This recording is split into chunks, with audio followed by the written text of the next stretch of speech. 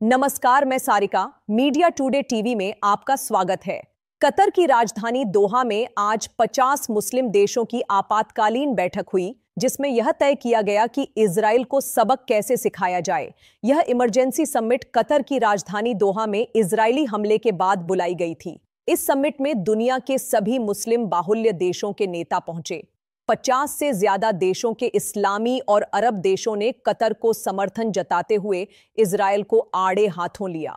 इस समिट में सऊदी अरब के क्राउन प्रिंस मोहम्मद बिन सलमान, तुर्की के राष्ट्रपति रेसेप तैयप अर्दोगान, ईरानी प्रेसिडेंट पेजेशकियन, पाकिस्तान के पीएम शहबाज शरीफ और यूएई के नेता शामिल हुए। आइए जानते हैं कि बड़े मुस्लिम देशों के नेताओं की ओर से समिट में क्या कहा गया है। कतर के अमीर शेख तमीम बिन हमद अल थानी ने समिट के शुरुआती भाषण में कहा, मेरे देश की राजधानी पर हमास नेताओं के परिवारों और उनके वार्ता प्रतिनिधिमंडल पर विश्वासघाती हमला किया गया। इजराइल गाजा में युद्ध समाप्त करने में दिलचस्पी नहीं रखता, वह वार्ता को विफल करने की कोशिश कर रहा है। नेतन्याहू अरब क्षेत्र को इजराइल के प्रभाव क्षेत्र में बदलने का सपना देखते हैं, यह उनका एक खतरनाक भ्रम है।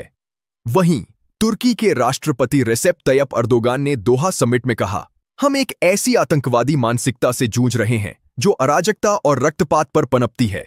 वह खुलेआम संयुक्त राष्ट्र चार्टर का उल्लंघन करते हैं और नियम आधारित अंतर्राष्ट्रीय व्यवस्था को चुनौती देते हैं। यह इसलिए है क्योंकि इसके अपराधों पर कोई कार्रवाई नहीं होती। अर्दोगान ने आगे कहा, इजरायली प्रधानमंत्री बेंजामिन नेतन्याहू की सरकार गाजा में नरसंहार कर रही है और क्षेत्र को अराजकता में धकेल रही है। इजरायल की मानसिकता खूनी है, हमें इजरायल पर आर्थिक दबाव डालना चाहिए। पिछले अनुभवों ने इस तरह के दबाव की सफलता को साबित किया है, हम इसे ऐसे ही चलते नहीं दे सकते हैं। मिस्र के राष्ट्रपति अब्दुल फत्ताह अल सीसी ने कहा, कतर में हमला अंतर्राष्ट्रीय कानून का गंभीर उल्लंघन है। यह एक खतरनाक मिसाल कायम करता है। इजरायल का अनियंत्रित व्यवहार संघर्ष को बढ़ाएगा और क्षेत्र को अस्थिर करेगा। यह रवैया मौजूदा शांति समझौतों को नुकसान पहुंचाएगा और इसके परिणाम भयानक होंगे। ईरानी राष्ट्रपति मसूद पेजेशकियन ने कहा कि नेताओं को इजरायल के खिलाफ खड़े होने के लिए अपनी एकता और एकजुटता मजबूत करनी चाहिए। हमें साफ करना चाहिए कि आगे कोई भी अपराध बर्दाश्त नहीं किया जाएगा। गाजा, बेरूत, यमन या फिर अब दोहा में जो कुछ हुआ है उसे देखकर हमें चुप नहीं रहना चाहिए। जॉर्डन के राजा अब्दुल्ला द्वितीय ने कहा कि दोहा पर हमला इस बात का जीवंत प्रमाण है कि इजरायल की ओर से खतरा असीमित है। इजरायल के खिलाफ हमारी प्रतिक्रिया स्पष्ट, निर्णायक और सबसे बढ़कर निवारक होनी चाहिए। उन्होंने फिलिस्तीन का समाधान निकालने की जरूरत पर भी जोर दिया ताकि भविष्य के टकराव टाले जा सकें।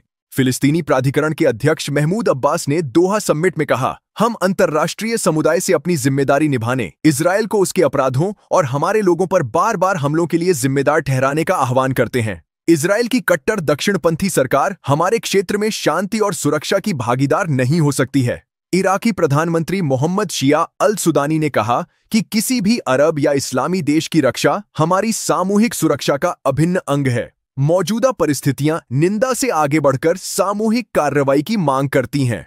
सुदानी ने संयुक्त राष्ट्र सुरक्षा परिषद, यूरोपीय संघ और अंतर्राष्ट्रीय मंचों को अपनी स्थिति से अवगत कराने के लिए संयुक्त अरब इस्लामी समिति बनाने का प्रस्ताव रखा। मलेशियाई प्रधानमंत्री अनवर इब्राहिम ने कड़ा रुख दिखाते हुए समिट में कहा कि हमारे लोग सिर्फ निंदा कर रहे हैं, वहीं इजरायल बेखौफ होकर आगे बढ़ रहा है। आने वाली पीढ़ियां हमसे पूछेंगी कि हम क्यों सख्त कदम नहीं उठा सके। निंदा करने से मिसाइलें नहीं रुकेंगी, घोषणाओं से फिलिस्तीन आजाद नहीं होगा। हमें कठोर और दंडात्मक कार्रवाई की जरूरत है। इंडोनेशिया के उपराष्ट्रपति जिब्रान राकाबुमिंग राका ने कहा कि फिलिस्तीनी प्रश्न केवल फिलिस्तीन का नहीं है, यह हमारे राष्ट्रों के अस्तित्व और अंतर्राष्ट्रीय कानून की पवित्रता का प्रश्न है।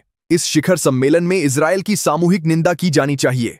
साथ ही संयुक्त राष्ट्र सुरक्षा परिषद से जवाबदेही सुनिश्चित करने के लिए कदम उठाकर अपने जनादेश को पूरा करने का आग्रह किया जाना चाहिए।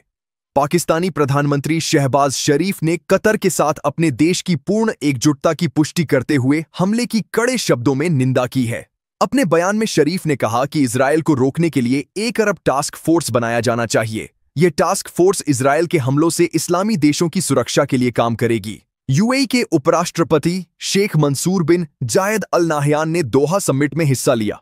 उन्होंने इजरायल के रुख पर नाराजगी जताते हुए कहा कि आपातकालीन अरब इस्लामी शिखर सम्मेलन और असाधारण खाड़ी सहयोग परिषद (जीसीसी) सत्र का उद्देश्य इजरायली आक्रामकता से निपटना है।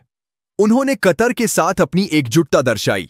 सऊदी अरब के क्राउन प्रिंस मोहम्मद बिन सलमान ने दोहा समिट में शामिल होने के साथ साथ कई नेताओं से मुलाकात की। समिट के बाद प्रिंस मोहम्मद ने कतर अमीर को धन्यवाद पत्र भेजा है। पत्र में कहा गया कि हम खाड़ी सहयोग परिषद की सर्वोच्च परिषद के असाधारण सत्र और आपातकालीन अरब इस्लामी शिखर सम्मेलन की सराहना करते हैं। सऊदी क्राउन प्रिंस के पत्र में कहा गया कि इन शिखर सम्मेलनों में कतर के विरुद्ध क्रूर आक्रामकता का सामना करने में कतर की स्थिति के प्रति सभी भागीदार देशों के समर्थन की पुष्टि की गई। दोहा समिट में अंतर्राष्ट्रीय कानून और मानदंडों के सिद्धांतों के किसी भी उल्लंघन को पूरी तरह से अस्वीकार किया गया। इस खबर में बस इतना ही। अब मिलेंगे अगली खबर के साथ। शुक्रिया।